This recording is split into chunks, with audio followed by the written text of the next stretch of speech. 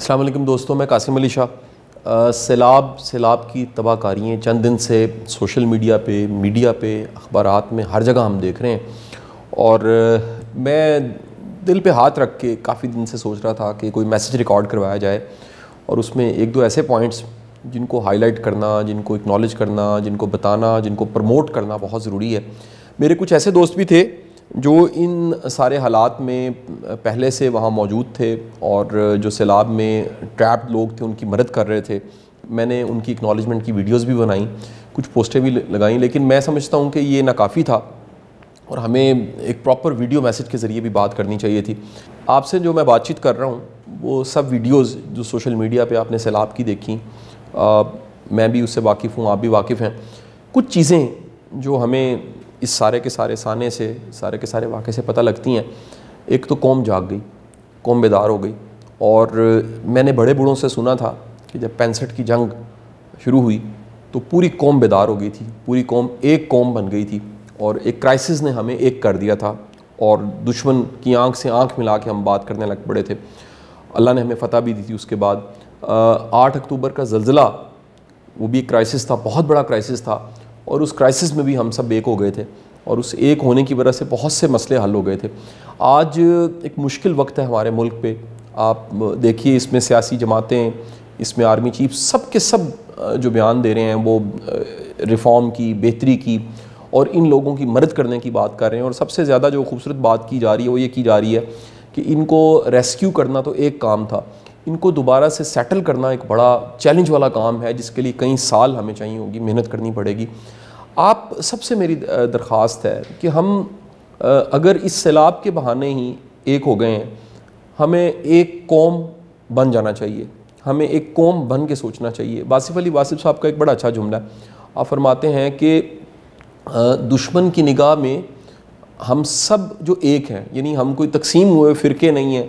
دشمن کی نگاہ میں ہم سندھی نہیں ہیں، بلوچی نہیں ہیں، پٹھان نہیں ہیں، یعنی ان کی کوٹیشن کا مفہوم میں بتا رہا ہوں۔ دشمن کی نگاہ میں ہم سب ایک ہیں، یعنی حملہ کرنے والا یا ہمارا نقصان سوچنے والا، پاکستان کا نقصان سوچنے والا، وہ ہم سب کو ایک سمجھتا ہے، لیکن ہم خود کو ایک نہیں سمجھتے۔ تو اس کرائسس میں اور اس ایک بڑے چیلنج میں، جہاں پر اتنی مشکلات پوری قوم کو دیکھنی پڑی اور کئی طرح کے چیلنج پوری قوم کو فیس کرنے پڑے ہیں، وہ نقشہ آپ کے سامنے ہوگا جس میں پاکستان 70% تقریباً اس وقت ڈوبا ہوا ہے، اور کسی نہ کسی شکل میں پاکستان میں چیلنج ہے۔ تو ہمیں ایک ہو جانا چاہیے، اور جس طرح سے آج ہم بیدار ہو گئے ہیں، اور بیدار ہونے کے بعد جس انداز سے لوگ مدد کر رہے ہیں، میں جگہ جگہ یقین کریں میں کیمپس دیکھ رہا ہوں، الخدمت کے کیمپس دیکھ رہا ہوں، تحریک لبیک بڑا شاندار کام کر رہی ہے، باقی بھی بے شمار جماعتیں ہیں، میں مطلب کتنوں کے نام لوں۔ ایک اچھا کام سب سے زیادہ چند دن پہلے، کیونکہ آرمی چیف کا بیان آ گیا، فوج کے بھی کیمپ لگے میں دیکھ رہا ہوں، اور ہم سب جو انفلوئنسرز ہیں وہ بھی کہیں نہ کہیں اپنا ایک رول پلے کر رہے ہیں کہ سب کو مدد کرنی چاہیے۔ آپ اپنے گھروں میں دیکھیے، اگر آپ کے پاس کچھ زیادہ پڑا ہوا ہے، آپ کے کپڑے زیادہ ہیں، آپ کے پاس کھانے پینے کا سامان زیادہ ہے، آپ کے پاس جوتے زیادہ ہیں، آپ کے پاس ریسورس زیادہ ہیں، مہربانی فرما کے، یہ ایک اچھا وقت ہے نیکی کمانے کا، آپ کے دیے میں سے کبھی کمی نہیں آئے گی، آپ دیتے ہیں چیزیں بڑھ جاتی ہیں، اللہ کی راہ میں مدد کرتے ہیں دوسروں کی، اللہ تعالیٰ آپ کے زندگی میں برکت کو شامل کر دیتا ہے، خیر شامل ہو جاتی ہے۔ تو یہ اس وقت کو، اس نیکی کرنے کے وقت کو گوائیے مت، دوسروں کی مدد ضرور کیجئے، اور ضرور سوچئے کہ آپ نے اس وقت میں کیا خیر سوچنی ہے۔ میں یہ بھی پروموٹ کر رہا ہوں، یہ بھی بات میں نے پوسٹ کی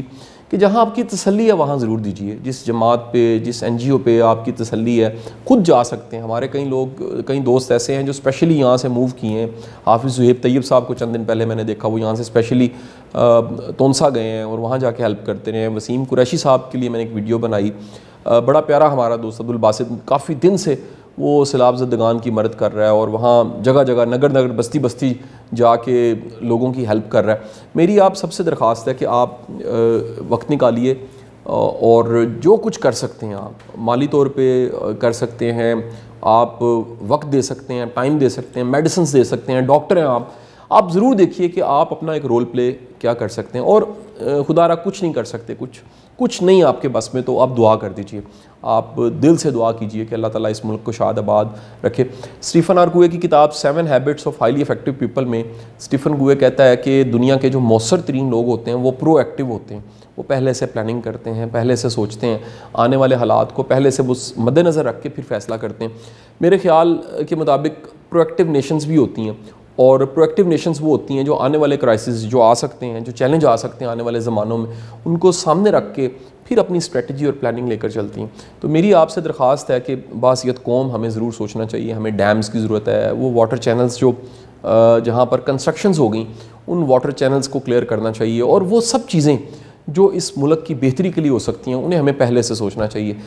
کاش کہ یہ قوم ایک پرویکٹیو قوم بن جائے، ریئیکٹیو قوم نہ رہے۔